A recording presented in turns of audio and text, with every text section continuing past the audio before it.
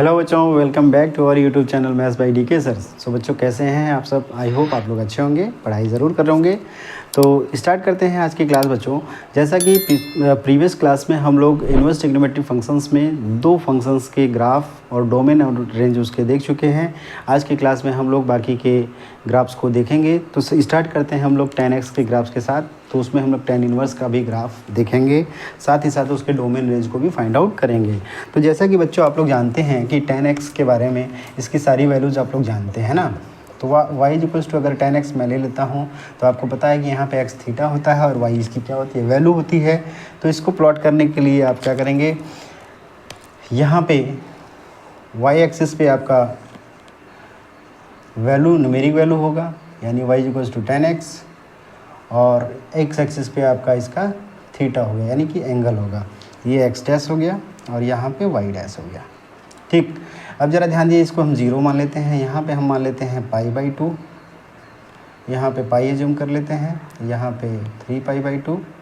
ठीक है, उसी तरीके से -π/2 और ये -π और -3π/2, ये आपका हो गया। ठीक है, अब ज़रा ध्यान दीजिए बच्चों, सपोज दैट इसमें आपको पता है कि tan की वैल्यू कहीं ना कहीं 1 आती है और -1 भी आता है, ये आपको मालूम है। तो 1 और -1 को यहाँ पे हम आइडेंटिफाई कर दे रहे हैं, यहाँ पे पॉइंट आउट कर दे रहे हैं। ठीक, अब ज़रा ध्यान दीजिए बच्चों, कैसे वैल्यू इसको प्लॉट कैसे करना होता है। हमें tan x का ग्राफ प्लॉट करना है तो सिंपल सी बात है कि आप tan 0 से स्टार्ट करेंगे तो tan 0 पे इसकी वैल्यू क्या होती है बच्चों, 0 होती है। tan 45 इसके बीच में होगा तो यहाँ पे वैल्यू कितना होता है बच्चों, 1 होता है। tan 90 पे क्या होता है, इनफाइनाइट होता है, मतलब कुछ इस तरीके से जाएगा। तो पहले हम लोग एक इनफाइनाइट लाइन को इस तरीके से ड्रॉ कर लेते हैं यहाँ पे, जो π/2 से इस तरीके से जा रहा है। अब ज़रा ध्यान दीजिए, इनफाइनाइट कुछ यहाँ से आ रहा है तो मतलब इस तरीके से ग्राफ कुछ आएगा और यहाँ पे ज्वाइन करेगा। ठीक, अब उसी तरीके से जरा इसके बैक साइड भी जाते हैं, यानी कि निगेटिव में जब एंगल्स को देखते हैं, निगेटिव वैल्यूज़ को देखते हैं। नेगेटिव में देखिए वैल्यूज़ को आप क्या होंगे, नेगेटिव में जब इधर आएंगे बच्चों -π/4, तो -π/4 पे वैल्यू क्या होगी, -1 हो जाएगा, और -π/2 पे क्या हो जाएगा, -इनफाइनाइट हो जाएगा। तो ये ग्राफ कुछ इस तरीके से होते हुए ये इस लाइन पे जाएगा। तो ये आपका टोटल इसका tan x का ग्राफ बन गया। तो ये ग्राफ आपका किसका हो गया बच्चों, tan x का ग्राफ हो गया। यही पैटर्न आपका जो है हर π/2 के यानी पाई के इंटरवल पे ये चलता रहेगा। ठीक है, ये चलता रहेगा, यानी -π/2 से π/2 चला, फिर उसके बाद π/2 से 3π/2, तो सेम वही चलेगा। यहाँ पे 1 से यहाँ पे 1 होगा, इस तरीके से ग्राफ आएगा। π पे 0 होगा और यहाँ पे इनफाइनाइट। सिमिलरली यहाँ पे भी उसी तरीके से बढ़ेगा ग्राफ, ये आएगा, ये आएगा और ये आएगा। तो इस तरीके से ये ग्राफ किसका हो गया, tan x का ग्राफ हो गया। अब यहाँ से tan x के बारे में आप लोग जानते हैं कि इसका डोमेन और रेंज क्या होता है। इसका डोमेन आपको अच्छे से याद है बच्चों, हमने बताया था लास्ट क्लास में कि इसका डोमेन होता है r minus x equals to x n x such that x equals to n pi where n belongs to integer, यानी कि r में से हम जो n पाई नहीं होगा, यहाँ पे हो जाएगा x equals to 2n+1 π/2 where n belongs to integer. ये सभी को याद है क्या? अब यहाँ से r माइनस मतलब इसके डोमेन में से हम लोग π/2 के मल्टीपल को क्या कर रहे हैं, सब्ट्रैक्ट कर रहे हैं। यहाँ पे देख रहे हैं कि अब π/2 पे इनफाइनाइट वैल्यू हो रहा है, -π/2 पे इनफाइनाइट वैल्यू हो रहा है, उसी तरीके से 3π/2 यानी -3π/2 पे वैल्यू भी इनफाइनाइट हो रहा है, +3π/2 पे भी इनफाइनाइट हो रहा है। सो दैट्स वाई ये इतना एंगल जो है आपको सब्ट्रैक्ट किया गया है रियल में से। ठीक है, तो ये डोमेन हो गया। रेंज क्या हो जाएगा बच्चों, रेंज आपको अच्छे से याद होगा। रेंज यहाँ पे होगा, चूँकि देखिए y एक्सिस पे ही इसकी वैल्यू रेंज दिखाया जा रहा है, तो ये माइनस इन्फाइनाइट से लेके प्लस इन्फाइनाइट तक जा रहा है। इसका मतलब इसका रेंज -इन्फाइनाइट से लेके प्लस इन्फाइनाइट है, जिसको हम रियल नंबर ही बोलते हैं। तो इसका रेंज क्या हो गया, रियल नंबर हो गया। तो ये बात हो गई किसकी, tan x की होगी। अब tan इनवर्स x की बात जब कर रहे हैं बच्चों, तो हमें तो पहले हमको ये पता है कि इन्वर्स का डेफिनेशन क्या होता है। हमने कहा था लास्ट वाली क्लास में, बताया था कि अगर कोई फंक्शन 1 और 1 दोनों को सेटिस्फाई कर रहा है तभी वो फंक्शन इन्वर्टिबल होगा। तो चेक करिए क्या ये फंक्शन इन्वर्टिबल है या नहीं है। ठीक। अब जरा ये फंक्शन को हम देखते हैं तो ये फंक्शन कब इन्वर्टिबल हो रहा है। अब होल पूरे रीजन में देखेंगे तो इन्वर्टिबल नहीं होगा। क्यों नहीं होगा? क्योंकि यहाँ पे जो वैल्यू मिलेगा वही यहाँ पे भी मिल रहा है, यहाँ पे मिल रहा है। मतलब इस तरीके से अगर कोई लाइन ड्रॉ करेंगे तो जितनी भी जगह इंटरसेक्ट करेगा वो सब वैल्यू सेम होगा, मतलब मिनिमम फंक्शन बन जाएगा। जैसे ही मिनिमम फंक्शन बनेगा ये फंक्शन हमारा इन्वर्टिबल नहीं होगा। ठीक। अगर इसके डोमेन को रेस्ट्रिक्ट कर दिया जाए, यानी डोमेन को कुछ स्पेसिफिक पार्ट ले लिया जाए, तो उस स्पेसिफिक पार्ट में ये फंक्शन क्या हो जाएगा? इन्वर्टिबल हो जाएगा। जैसा कि इस ग्राफ में आपको दिख रहा है कि अगर इसमें हमने इस वाले इंटरवल को ले लिया, यानी ये इंटरवल -π/2 से π/2, ये इंटरवल π/2 से 3π/2, ये -π/2 से -3π/2, यानी कि ये इंटरवल ले लिया, एक इंटरवल ये, एक इंटरवल ये, एक इंटरवल ये, तो तीनों इंटरवल में आप देख रहे हैं कि ये फंक्शन हमारा इन्वर्टिबल हो रहा है, मतलब 1 1 और ऑन 2 दोनों को सेटिस्फाई कर रहा है। कैसे? आप देख रहे हैं यहाँ पे वैल्यू डिफरेंट मिलेगा, एंगल यहाँ पे डिफरेंट है, value different, angle different, value different, angle different, value different, तो ऐसे इनफाइनाइट। उसी तरीके से यहाँ पे एंगल वैल्यू, यहाँ पे देखिए different value, different value, different value, different value, different value. तो इस तरीके से आप देख रहे हैं कि सभी एंगल्स पे, यानी कि सभी एंगल्स पे आपको जो है डिफरेंट डिफरेंट वैल्यूज़ मिल रहे हैं, है ना। यहाँ पे वैल्यू अलग मिला, यहाँ वैल्यू अलग, यहाँ वैल्यू अलग, यहाँ वैल्यू अलग, यहाँ वैल्यू अलग। तो आप देख रहे हैं कि सभी जगह पे ये इस ग्राफ का जो है वैल्यू अलग अलग है, मतलब दिस फॉलोज़ द 1 1 प्रॉपर्टी, यानी 1 1 फंक्शन को ये फॉलो कर रहा है, 1 1 प्रॉपर्टी को फॉलो कर रहा है। साथ ही साथ -इनफाइनाइट से लेके +इनफाइनाइट तक ये कुछ न कुछ डिफरेंट y यहाँ पे एग्जिस्ट कर रहा है, डिफरेंट y के लिए x एग्जिस्ट कर रहा है। सो दैट्स वाई ये ऑन टू भी हो जाएगा। तो इसी इंटरवल के बीच में फंक्शन कैसा हो जाएगा? इन्वर्टिबल हो जाएगा।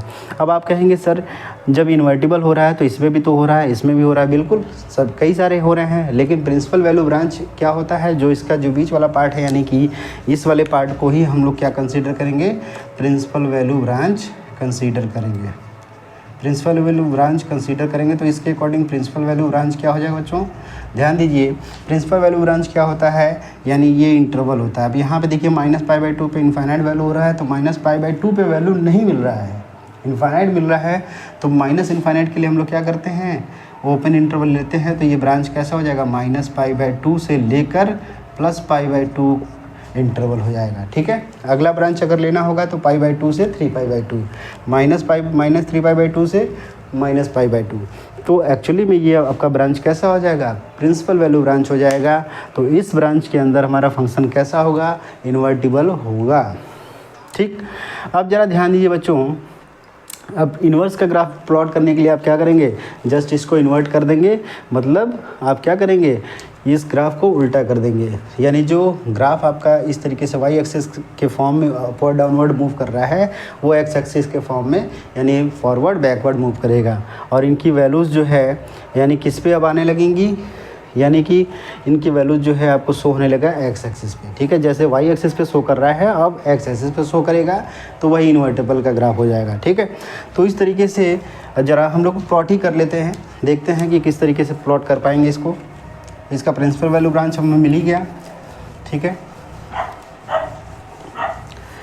बहुत ही सिंपल होता है एक इन्वर्स के लिए ग्राफ बनाना। अगर आपको इन फंक्शंस का ग्राफ अगर आ रहा है तो इन्वर्स का भी आराम से बना सकते हैं आप।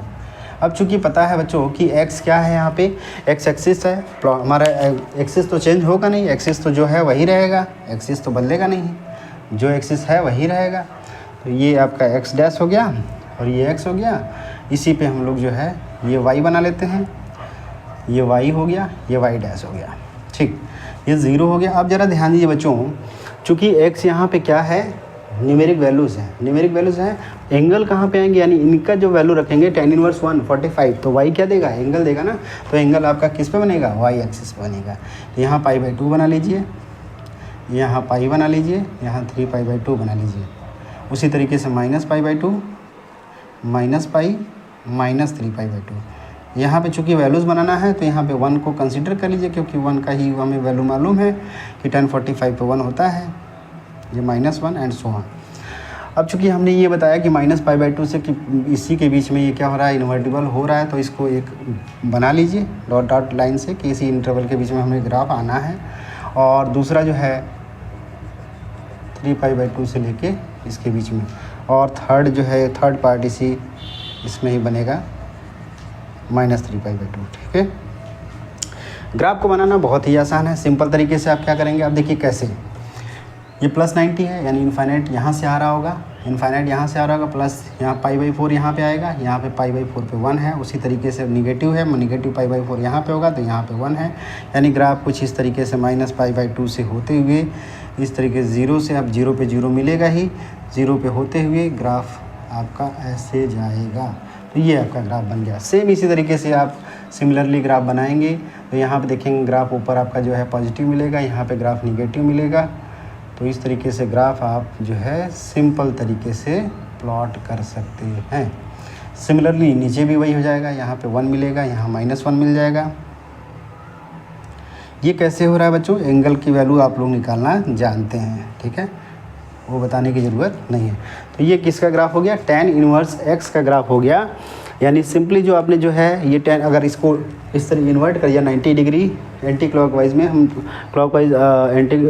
क्लॉकवाइज रोटेट कर दिया जाए, यानी कि ऊपर तरफ रिवर्स में रोटेट कर दे, तो ये सेम tan x का ग्राफ बन जाएगा। ठीक, अब ज़रा देखिए बच्चों, यहाँ पे हमें चूँकि पता है कि इसी इंटरवल के बीच में ये क्या हो रहा है, इन्वर्टिबल हो रहा है, यानी कि ये हमारा प्रिंसिपल वैल्यू ब्रांच है। इन्वर्टिबल तो सब में है, लेकिन यही हमारा प्रिंसिपल वैल्यू ब्रांच है। ये क्या है, प्रिंसिपल वैल्यू ब्रांच। तो क्या आप लोग इस फंक्शन के लिए tan इनवर्स x के लिए क्या आप डोमेन और रेंज फाइंड आउट कर सकते हैं? बिल्कुल, आप इजीली आप फाइंड आउट कर सकते हैं। ज़रा डोमेन बताइए क्या होगा, डोमेन आप बता सकते हैं क्या? डोमेन में क्या x क्या रखना है बच्चों, रियल नंबर्स रखने हैं ना, यानी नंबर्स रखने हैं। तो ज़रा x एक्सिस पे चेक करिए, x एक्सिस पे ये -इनफाइनाइट है और यहाँ पे +इनफाइनाइट है। तो -इनफाइनाइट से लेके +इनफाइनाइट तक यही तो हमारा है, यहाँ तक सबके लिए है ना, सबके लिए एग्जिस्ट कर रहा है। इसका मतलब ऑल रियल नंबर, यानी -इनफाइनाइट से +इनफाइनाइट, इसी को हम बोलते हैं ऑल रियल नंबर। तो यही हमारा क्या हो जाएगा, डोमेन हो जाएगा। रेंज क्या हो जाएगा बच्चों, रेंज बता पाएंगे क्या? रेंज एक्चुअली में क्या होगा, जो ये वैल्यू मिल रहा है, यानी कि जो एंगल मिल रहा है, वही हमारा क्या हो जाएगा, रेंज हो जाएगा। तो ये क्या है, -π/2 से लेके +π/2। हमेशा इंटरवल्स में हम लोग छोटी क्वांटिटी को पहले लिखते हैं। अब देखिए यहाँ पे ओपन इंटरवल होगा, क्यों होगा, क्योंकि यहाँ पे इनफाइनाइट हो जा रहा है और -π/2 पे भी -इनफाइनाइट हो रहा है। तो जब इनफाइनाइट होता है तो हम लोग क्या करते हैं, ओपन इंटरवल लिखते हैं। तो यानी कि इसका रेंज क्या हो गया, -π/2 टू π/2। तो इस तरीके से इसका ये डोमेन आ गया और इस तरीके से रेंज आ गया। तो ये हमारा क्या हो गया, डोमेन और रेंज किसका हो गया, tan इनवर्स x का। सो pause the video, note it down. बढ़ते हैं हम लोग cot इनवर्स x के ग्राफ पे।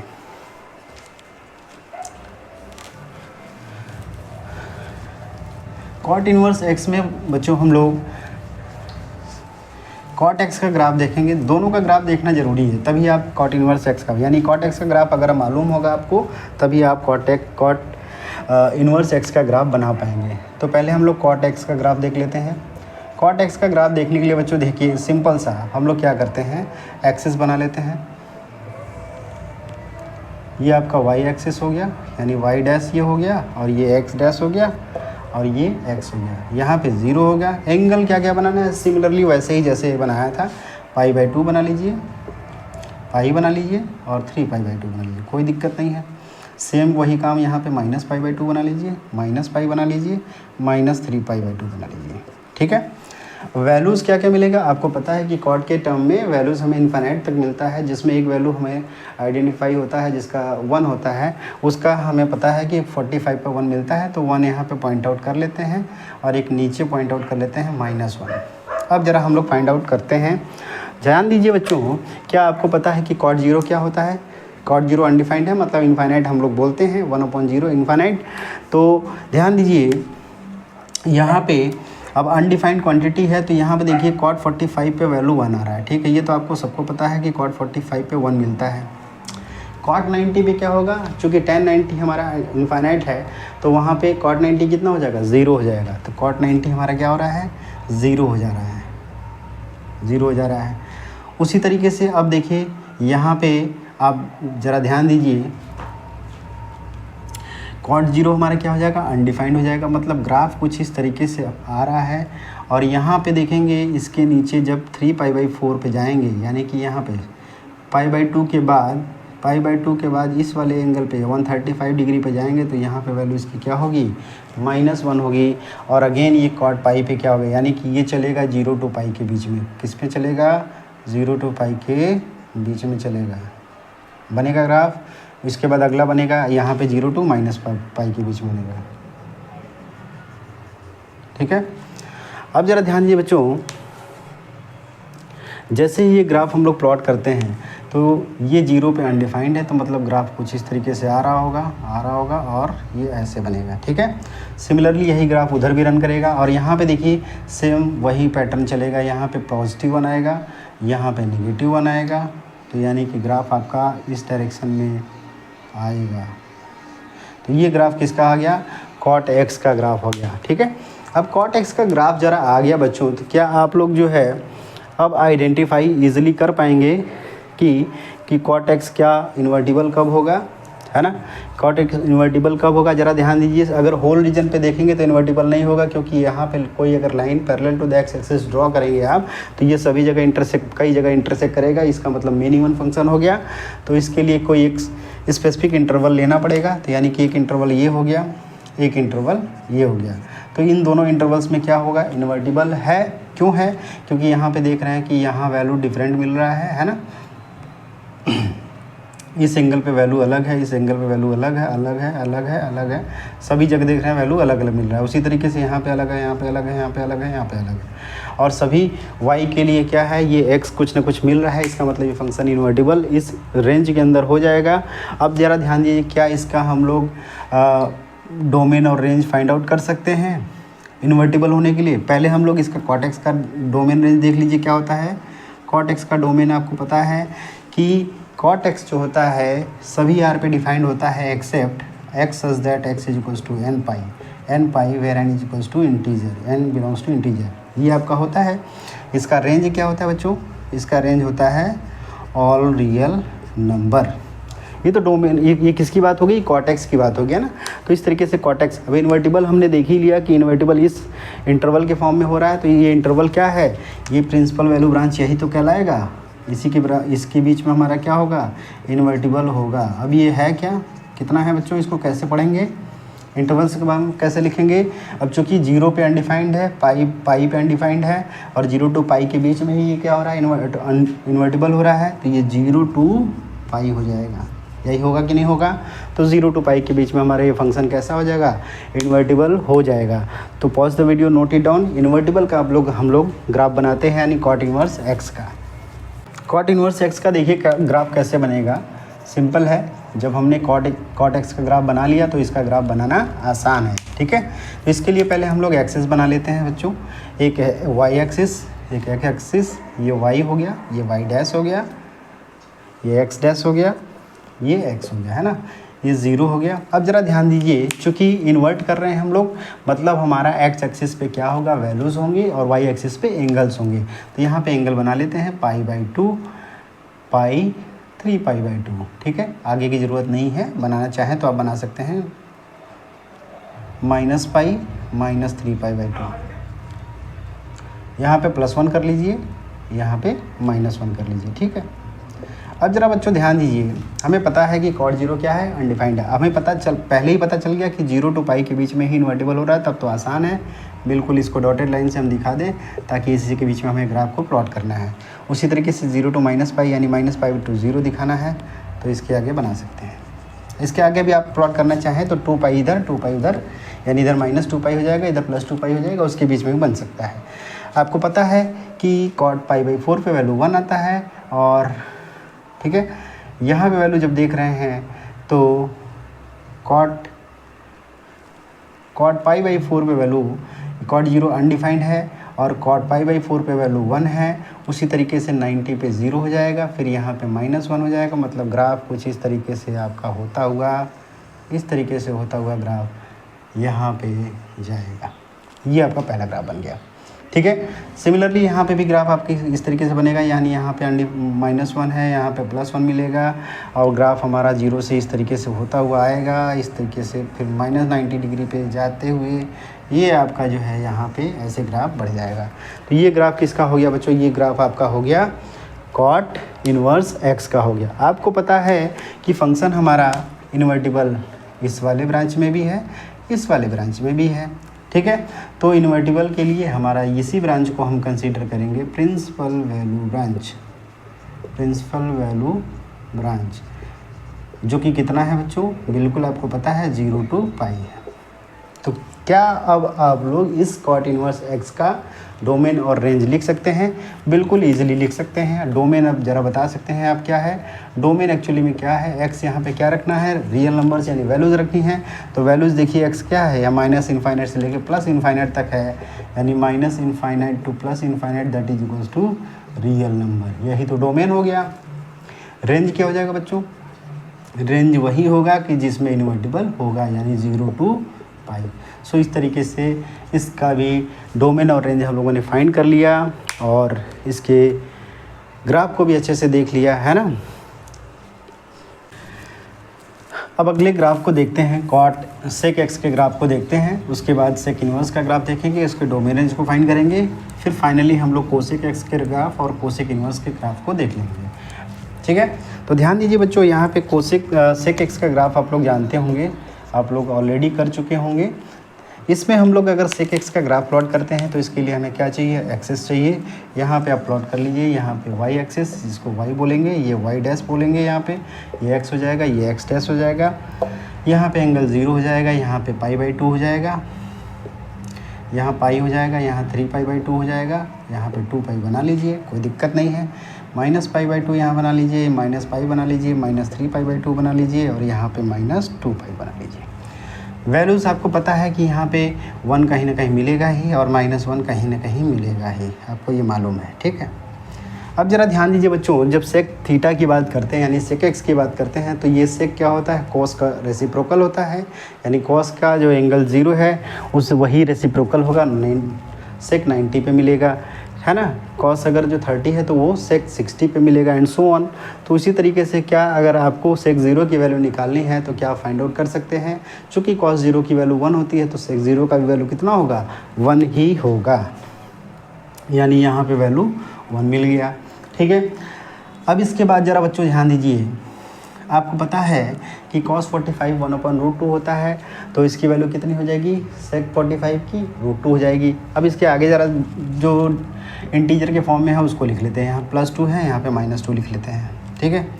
अब ज़रा ध्यान दीजिए, क्या आपको मालूम है कि cos 60 कितना होता है, सर 1/2 होता है, तो sec 60 कितना होगा, 2 हो जाएगा, यानी sec 60 यानी कि कुछ यहाँ पे आएगा तो इस पे एंगल कितना आ रहा है, वैल्यू कितनी आ रही है, 2 आ रहा है, ठीक है। अब जरा ध्यान दीजिए 90 डिग्री पे देखिए, 90 cos 90 कितना होता है, 0 होता है, तो sec 90 क्या हो जाएगा, अनडिफाइंड हो जाएगा, मतलब ये π/2 पे ही अनडिफाइंड हो रहा है, π/2 पे अनडिफाइंड हो रहा है, ठीक है। उसी तरीके से इधर भी तो होगा अब, तो इसका मतलब आपको इसी के बीच में बनाना पड़ेगा ग्राफ, मतलब इस तरीके से यहाँ पे अनडिफाइंड होगा।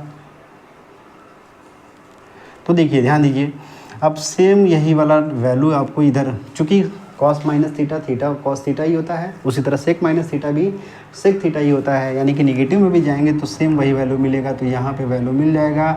अब ये इनफाइनाइट से वैल्यू आती हुई आएगी और फिर 1 से होके फिर वापस ऊपर चली जाएगी, तो यही ग्राफ मिलेगा सेक एक्स का। ज़रा इधर देख लेते हैं, π/2 के बाद देखते हैं। आप π/2 के बाद जब यहाँ पे देखेंगे तो यहाँ पे 60 डिग्री पे देखेंगे तो यहाँ पे हमारा जो है सेक 0 की बात तो करेंगे नहीं, सेक पाई पे ज़रा देखिए यहाँ पे वैल्यू कितनी होगी, -1 होगी कि नहीं है, याद है ना, cos पाई कितना होता है, -1 होता है, सेक पाई भी कितना होगा, -1 ही तो होगा। उसी तरीके से ग्राफ यहाँ पे -2 मिलेगा, यहाँ पे भी -2 मिलेगा, तो यहाँ पे ग्राफ आपका -इनफाइनाइट से लेके ये प्लॉट बन गया, इस तरीके से आपका ग्राफ बन गया। सिमिलरली यहाँ पे ज़रा देखेंगे सेक - थीटा, अगेन यहाँ पे -1 ही में तो मिलेगा, -1 ही मिलेगा, क्योंकि सेक -पाई इज इक्वल्स टू सेक पाई, और सेक पाई की वैल्यू -1, तो यहाँ पे भी वैल्यू -1 ही मिला। सिमिलरली यहाँ पे भी +2 के -2 के फॉर्म में आएगा, यहाँ भी -2 के फॉर्म में आएगा, और -π/2 पे अनडिफाइंड है, मतलब ग्राफ आपका इस तरीके से होते हुए नीचे जाएगा। उसी तरीके से π/2 पे ऑड मल्टीपल पे अनडिफाइंड है, तो ग्राफ इस तरीके से आएगा। तो ये आप देख रहे हैं बच्चों कि ग्राफ सेक एक्स का कुछ इस तरीके से मिल रहा है। सेक एक्स का डोमेन और रेंज आप ऑलरेडी जान चुके हैं, पहले ही आपको बताया गया है। इसका डोमेन क्या होता है? इसका डोमेन होता है आर माइनस, माइनस कौन सा होता है? जो π/2 पे यानी ऑड मल्टीपल्स। ऑड मल्टीपल्स क्यों हो रहा है? देख रहे हैं कि π/2 पे अनडिफाइंड है, -π/2 पे अनडिफाइंड है, 3π/2 पे अनडिफाइंड है और -3π/2 पे अनडिफाइंड है। यानी r minus x such that x is equals to twice n plus 1 π/2 where n belongs to integer. ये आपका डोमेन हो गया।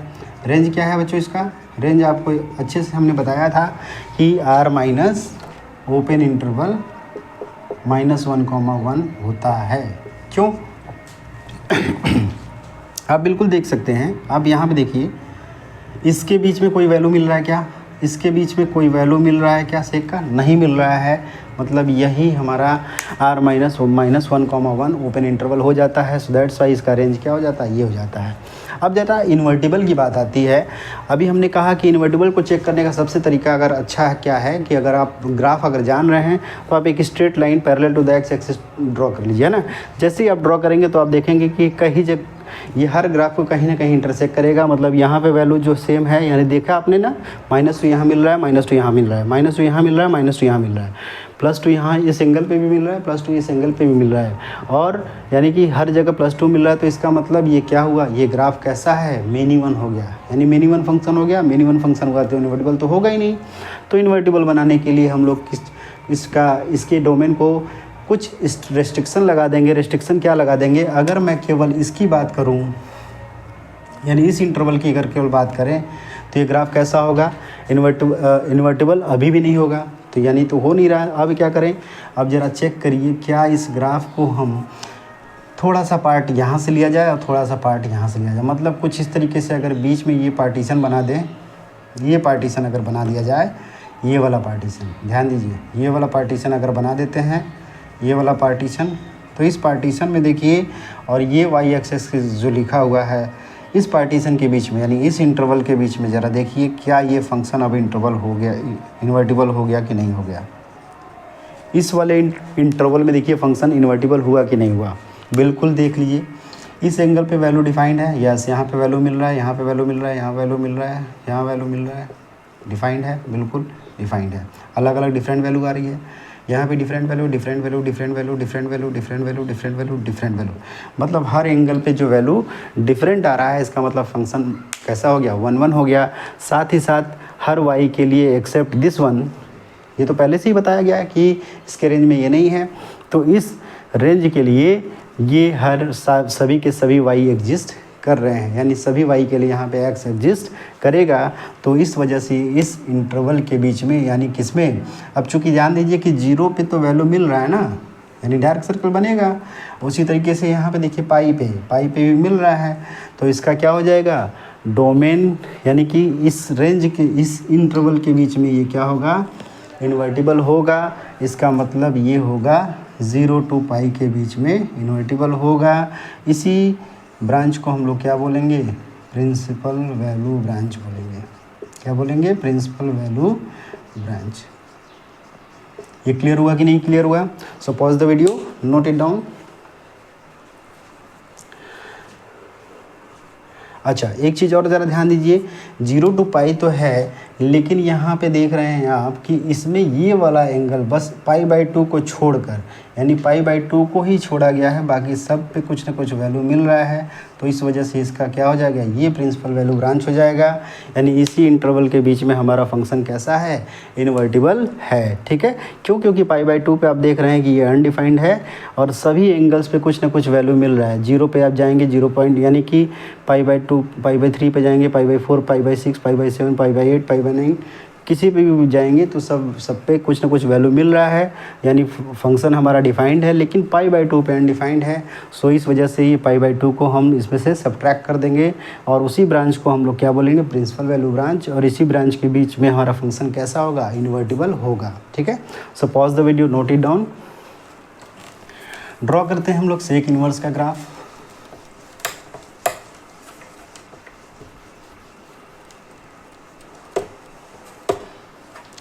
सेक इनवर्स का ग्राफ बिल्कुल सिंपल है, वैसे ही करना है।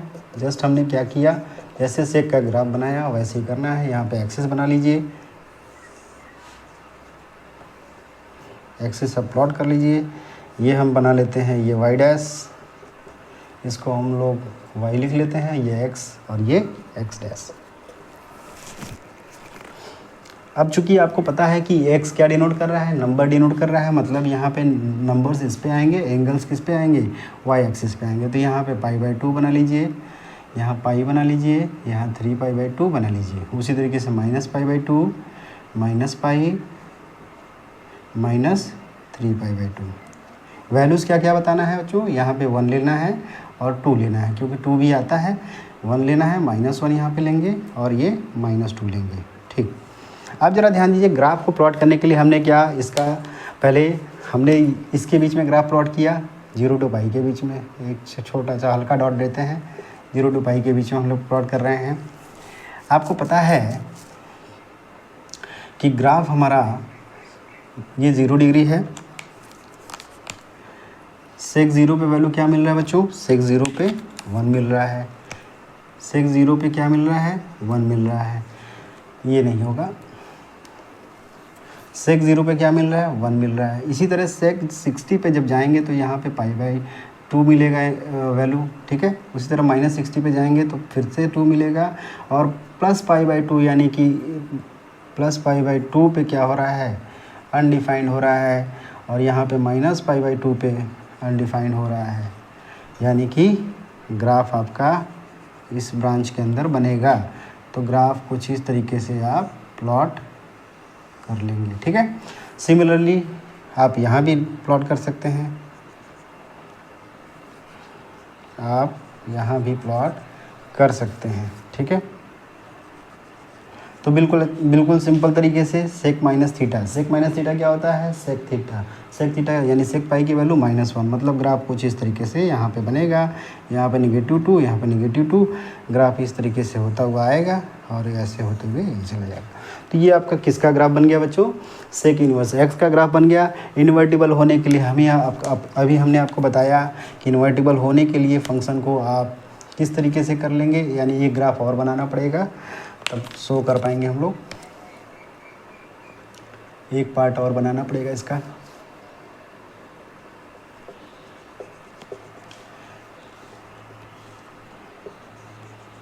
देखिए अब सेक पाई क्या है, -1 है, बिल्कुल -1 है, तो यहाँ पे -2 मिलेगा और यहाँ पे भी -2 मिलेगा, मतलब ग्राफ कुछ इस तरीके से होता हुआ ये बन जाएगा, ठीक है।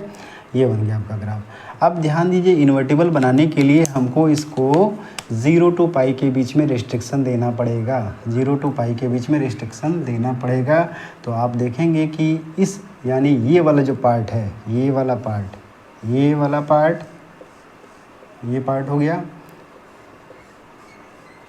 और ये वाला पार्ट, यही वाले पार्ट के लिए हमारा फंक्शन कैसा है, इन्वर्टिबल हो रहा है, मतलब ये ब्रांच आपको मिलेगा, यही इंटरवल मिलेगा। इसी ब्रांच को हम लोग क्या बोलेंगे, प्रिंसिपल वैल्यू ब्रांच। इसको क्या बोलेंगे, प्रिंसिपल वैल्यू ब्रांच। इसमें ज़रा ध्यान दीजिए बच्चों, ये किसके लिए डिफाइंड है, ये सभी वैल्यूज़ के लिए डिफाइंड है एक्सेप्ट π/2 के लिए। π/2 के लिए अनडिफाइंड है, मतलब ये प्रिंसिपल वैल्यू ब्रांच, यानी ये क्या मिला हमें, 0 to पाई -π/2 एक्सेप्ट π/2 ना, तो एक्सेप्ट मतलब माइनस कर देंगे। तो ये आपका क्या हो गया, इन्वर्टिबल फंक्शन इसमें हो गया है। अब यहाँ पे इसका डोमेन और रेंज बिल्कुल ईजी तरीके से आप जो है फाइंड आउट कर सकते हैं। डोमेन बता सकते हैं क्या, डोमेन तो हमने यहाँ पे पहले ही डिफाइन कर दिया है कि डोमेन क्या होगा, R माइनस ओपन इंटरवल -1, यही तो होगा। रेंज क्या हो जाएगा बच्चों, रेंज आपको जो अभी मिला है वही रेंज हो जाएगा, 0 to पाई -π/2,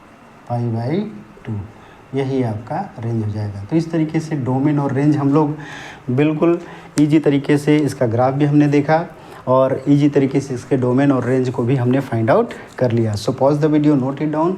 बढ़ते हैं इसके अगले ग्राफ यानी कोसेक इन्वर्स के ग्राफ पे। कोसेक इन्वर्स के ग्राफ पे हम लोग देखेंगे, तो सबसे पहले इसका कोसेक एक्स का ग्राफ देखेंगे, उसके बाद कोसेक इन्वर्स का ग्राफ हम लोग करेंगे।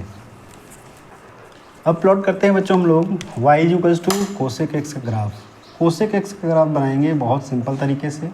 एक्सिस बना लीजिए दोनों, वाई एक्सिस और एक्स एक्सिस, दोनों एक्सिस बना लीजिए।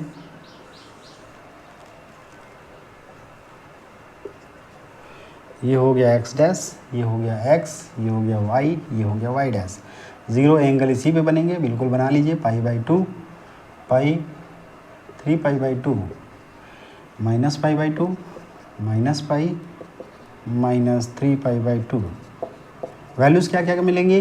वैल्यूज़ बिल्कुल साइन थीटा का रेसिप्रोकल है, तो साइन थीटा में आपको पता है, यानी साइन एक्स में वैल्यू 0 मिलता है, साइन 90 पे 1 मिलता है, और साथ ही साथ साइन 30 पे 1/2 मिलता है, मतलब उसका रेसिप्रोकल है तो 2 भी वैल्यू मिलेगा।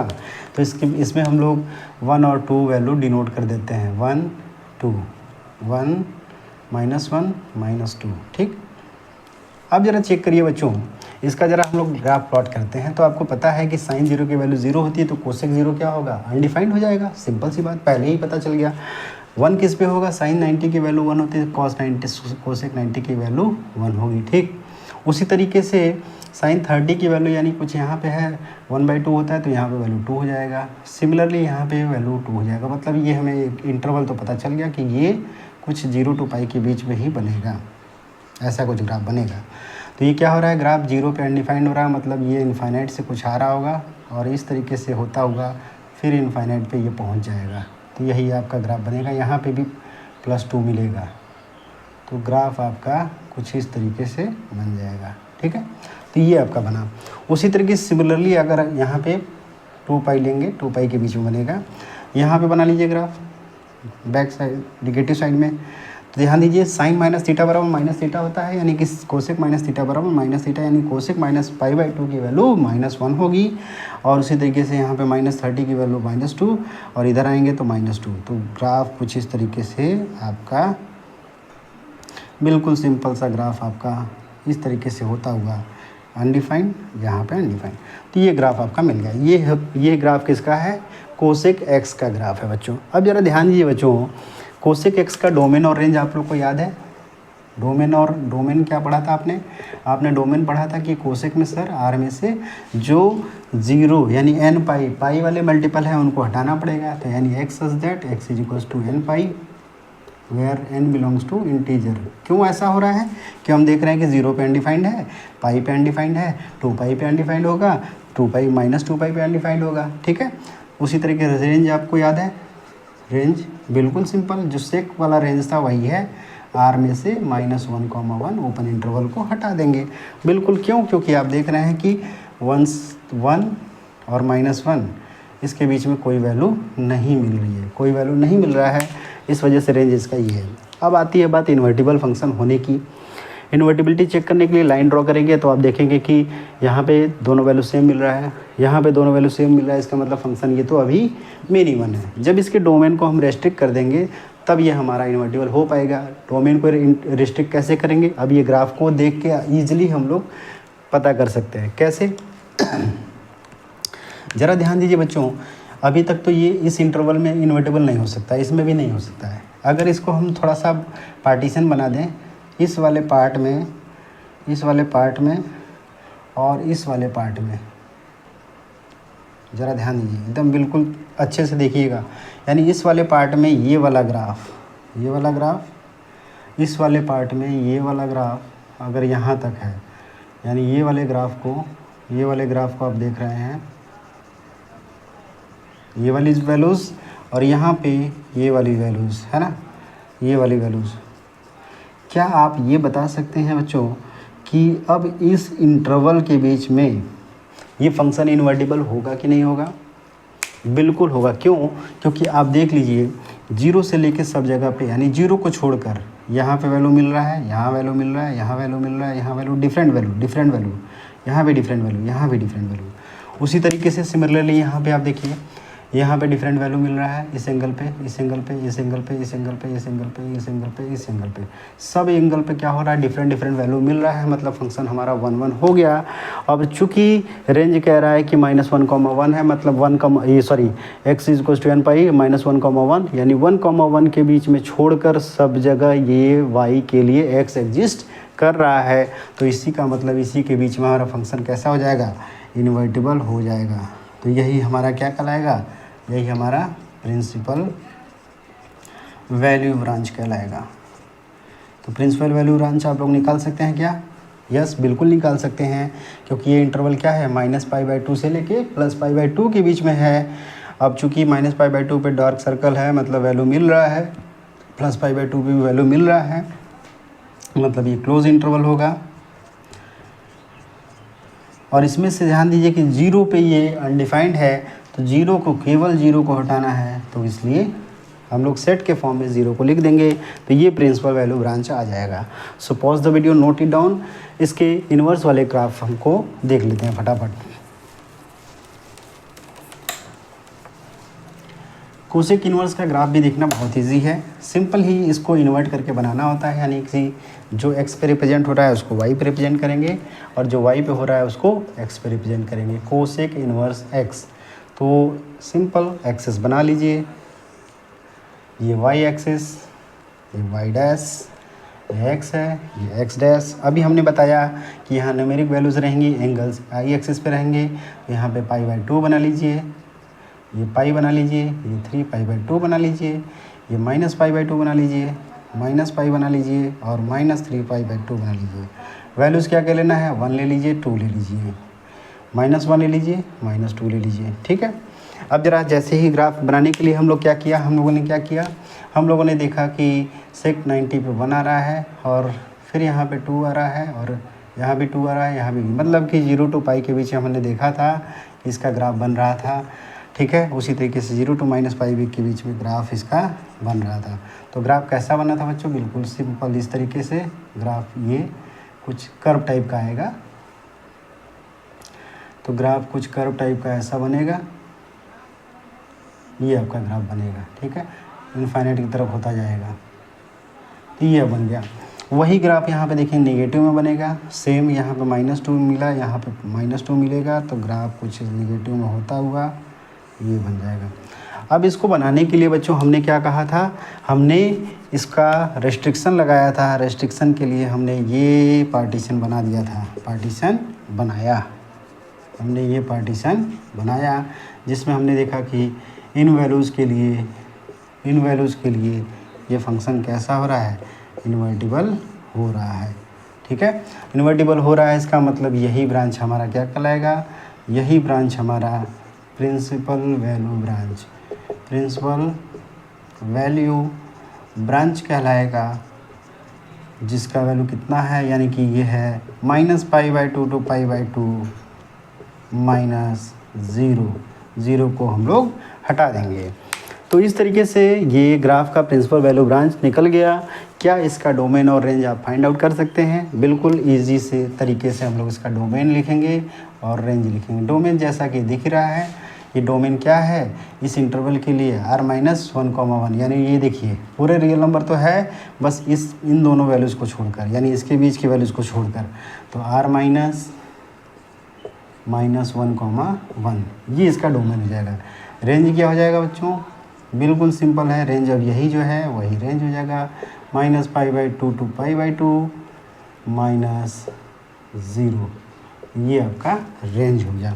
तो इस तरीके से बहुत ही इजी तरीके से हम लोगों ने जो है सारे 6 फंक्शंस थे उनका हम लोगों ने फंक्शंस का ग्राफ देखा, साथ ही साथ उनकी इन्वर्टिबिलिटी भी चेक किया कि हमने कहाँ पे किस इंटरवल के बीच में कैसे डोमेन को रेस्ट्रिक्ट करें कि वो इन्वर्टिबल हो पाएगा, तो वो रिस्ट्रिक्शन हमने लगाया। और साथ ही साथ इन्वर्टिबल जो होने के बाद इन्वर्स फंक्शन का ग्राफ भी हमने प्लॉट किया, उनके डोमेन और रेंज को हमने फाइंड आउट किया। तो इस तरीके से सारे फंक्शंस का डोमेन और रेंज हम लोग निकाल चुके हैं। सो pause the video, note it down. अब एक मैं टेबल बना दे रहा हूँ जिस पे सारे इन्वर्स फंक्शंस के डोमेन और रेंज को लिख देंगे और फाइनली इसका काम हम लोग का कंप्लीट हो जाएगा।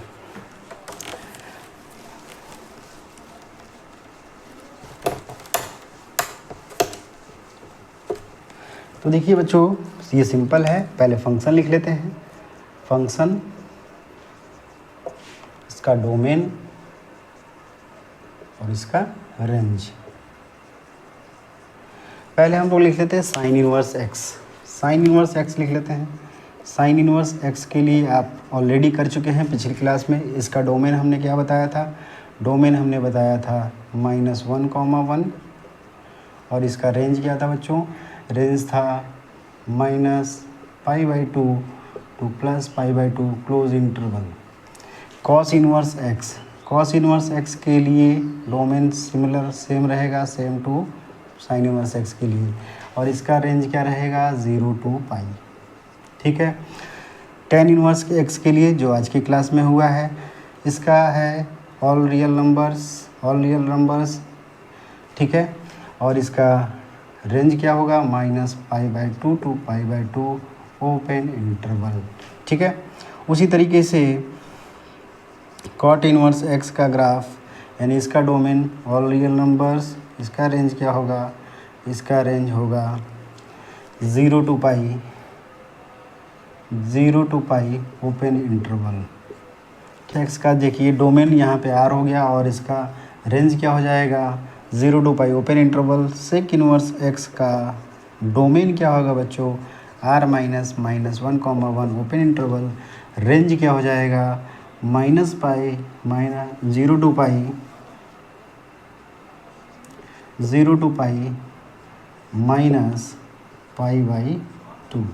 -π/2 और लास्ट है कोसेक इनवर्स एक्स।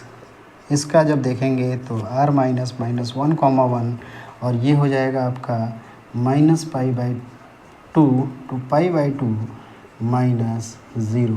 इसके बीच में 0 को हटाएंगे। तो ये सारे फंक्शंस का डोमेन और रेंज हो चुका है। इन्हीं को हम प्रिंसिपल वैल्यू ब्रांच भी बोलेंगे, यानी कि जब भी हम लोग प्रिंसिपल वैल्यू फाइंड आउट करेंगे तो हम लोग इन्हीं का यूज़ करके फाइंड आउट करेंगे। सो ये याद रखना आपको बहुत ही ज़रूरी है, बहुत इम्पॉर्टेंट है। ये आपको हर जगह हर क्वेश्चंस में यूज होगा। सो इसको बिल्कुल अच्छे तरीके से याद कर लीजिए। सो आज की क्लास को हम लोग यहीं फिनिश करते हैं। नेक्स्ट क्लास में हम लोग क्वेश्चन के साथ आएंगे, यानी एक्सरसाइज में क्वेश्चंस को करेंगे, एक्सरसाइज के क्वेश्चंस को सॉल्व करेंगे। तो आज की क्लास यहीं पे हम लोग फिनिश करते हैं। अगर हमारी क्लासेज अच्छी लग रही हैं बच्चों तो हमारे वीडियोस को लाइक करिए, चैनल को हमारे सब्सक्राइब करिए और सपोर्ट करिए और हमें, ठीक है, और शेयर करिए अपने फ्रेंड्स के बीच में ज़्यादा। Okay, so thank you everyone.